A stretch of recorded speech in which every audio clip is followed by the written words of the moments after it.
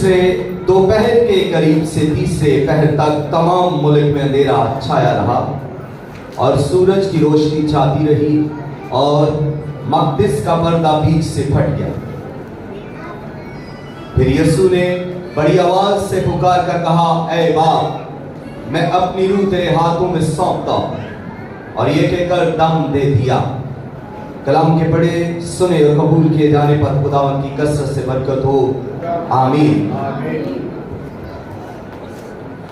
जी time हो चुका है। तशरीह तो मैं करना चाहता था, लेकिन कहा गया है कि 3 बजे जी इबादत ख़त्म कर दिए। तो बहुत सारी और भी बातें थी जो हम वक़्त की किल्लत की वजह से नहीं कर सके। चंद एक बातें मैं फिर भी कहता हूँ कि खुदावंद यीशु मसीह को जब बांध लिया गया, अदालतों में से गुजार कर जब मौत का हुक्म उन्हें सुना दिया गया, तो फिर रोमी सिपाहियों ने खुदावंद यीशु मसीह को बांध लिया। और जब उन्होंने बांध लिया तो फिर यीशु मसीह को वो कोड़े मारने लगे। और यीशु मसीह को उन्होंने इस कदर जोर से कोड़े लगाए कि जब वो यीशु मसीह के बदन पर कोड़ा, रोमी कोड़ा मारते थे, जो 3 शाह कोड़ा था और उसके ऊपर लोहा, हड्डी और शीशा लगा होता था। और जब यीशु के बदन पर वो कोड़ा लगाते तो जब उसको वो दोबारा खींचते तो उसके कोड़े के खींचने के सबब से यीशु मसीह के बदन को वो अपने साथ खींच लेता, यीशु की चमड़ी को अपने साथ वो खींच लेता, यीशु के लहू को वो अपने साथ खींच लेता और यीशु के गोश्त को वो अपने साथ कोड़ा अपने साथ खींच लेता। जब बदन के ऊपर कोड़े मारे जा रहे हैं, एक के बाद दूसरा, दूसरे के बाद तीसरा, तीसरे के बाद चौथा कोड़े बज रहे हैं यीशु मसीह के बदन के ऊपर, तो आप अंदाजा करें कि यीशु का लहू की छोटी छोटी बूंदें हवा में उड़ने लगी, यीशु के गोश्त की छोटी छोटी बोटियां हवा में उड़ने लगी, ऐसे जैसे हवा में रुई के दाने उड़ने लगते हैं। और इस कदर यीशु मसीह को कोड़ों के मार से लहू लहान कर दिया। और इसीलिए नबी कहता है, जब उस पर निगाह की तो कोई हुस्नो जमाल नहीं, ये बाप की मर्जी है और बाप को ये पसंद आया कि उसे कुचला जाए, उसका कीमा कीमा कर दिया जाए, उसकी बोटी बोटी कर दी जाए, ये बाप को पसंद आया।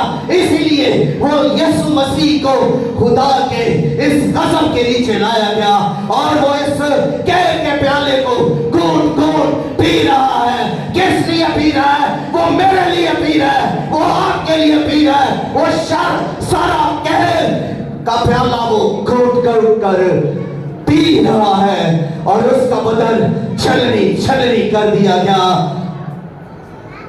9 बजे के बाद अब यीशु को एक और सजा दी गई, यानी कि सलीब उठानी पड़ी। और सलीब का वजन 165 पाउंड था। भारी सलीब यीशु मसीह को अब उठाकर कहां पर जाना है?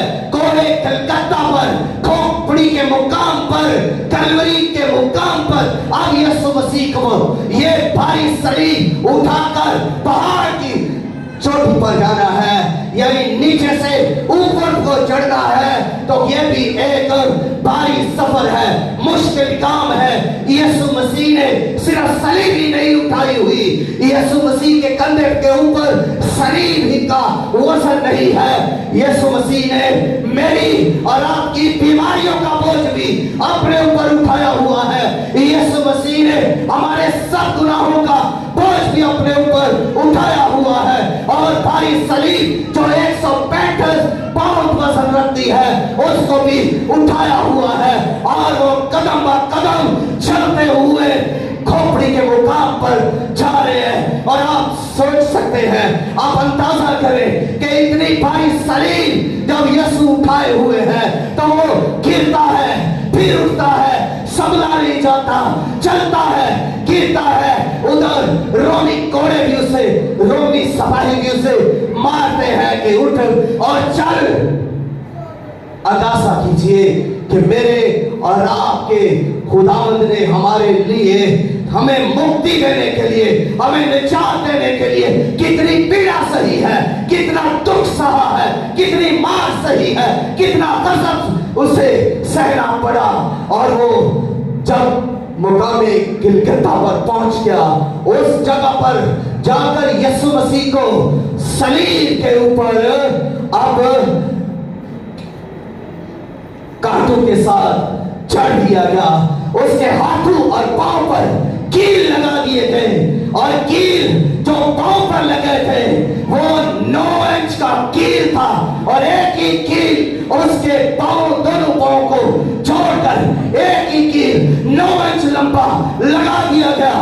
और दोनों हाथों पर उसके 2 कील लगाए, एक इस हाथ पर और एक दूसरे हाथ पर। उसकी लंबाई तकरीबन 5 से 6 इंच के करीब है, और उसको उन कीलों के साथ जड़ दिया गया।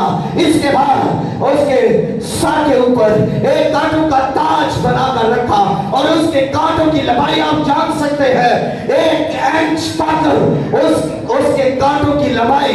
और उस कांटों के ताज को जब खुदावंद यीशु मसीह के सर पर रखा और रखने के बाद उसको दबाया गया, तो वो कांटे उसके सर के अंदर घुस गए। तो कितनी तकलीफ सही होगी मेरे और आपके खुदावंद यीशु मसीह ने। और इसके बाद जब सलीब को खड़ा किया, तो उन्होंने सलीब को जब खड़ा किया तो एक खड्डा भी जमीन में खोदा हुआ था, और उसमें जब उन्होंने यीशु मसीह को की सलीब को उसमें रखा तो ये एक झटका लगा, और उस झटका लगने से अब खुदावंद यीशु मसीह का बदन जो सलीब के ऊपर लटका हुआ है, झटके के सबब से जब झटका लगा है तो वो कीलों के जख्म खुल गए, और हाथों के जख्म जहां कील थे खुल गए, जहां कोड़ों पे कोड़े लगे हुए थे जख्म खुल गए, वो जो जख्म सूख चुके थे अब झटका लगने से वो जख्म भी खुल गए, खून रिसने लगा। जख्म खुलने के बाद दर्द और पीड़ा से खुदावंद यीशु मसीह सलीब के ऊपर चिल्ला उठे, और ये एक भारी झटका था जो सलीब को उसके ऊपर उस खड्डा के अंदर रखा गया। इसके बाद खुदावंद यीशु मसीह जब सलीब के ऊपर है और वो मुख्तलिफ तौर पर कलमे बयान कर रहे हैं, उनके मुंह से कलमे इरशाद हो रहे हैं। कभी वो माफी का कलमा कहते हैं, कभी वो निजात का कलमा कहते हैं, कभी वो मोहब्बत का कलमा कहते हैं। और दोपहर के वक्त बड़ी दोपहर में सूरज तारीक हो गया, सारे मुल्क के अंदर अंधेरा हो गया, जंगलों में अंधेरा हो गया, बियाबानों में अंधेरा हो गया, समुद्रों में अंधेरा हो गया, खुशकी पर अंधेरा हो गया। हर मुल्क में, हर बड़े आसम में, हर गांव और शहर के अंदर अंधेरा हो गया। पूरी दुनिया तरीकी के अंदर डूब चुकी है, और अब खुदावंद यीशु मसीह इस तरीकी के अंदर सलीब के ऊपर बिलबिलाते हुए, तड़पते हुए, दर्द के अंदर जोरदार तौर पर पकारते हैं। और ये चौथा कलमा वो इस तरह बयान करते हैं, एली एली लमा शफकतनी, ऐ मेरे खुदा तूने मुझे क्यों छोड़ दिया। खुदावंद यीशु मसीह सलीब के ऊपर अंधेरे में है, और इसके बाद फिर एक और कलमा बोलते हैं, वो कहते हैं मैं प्यासा हूँ।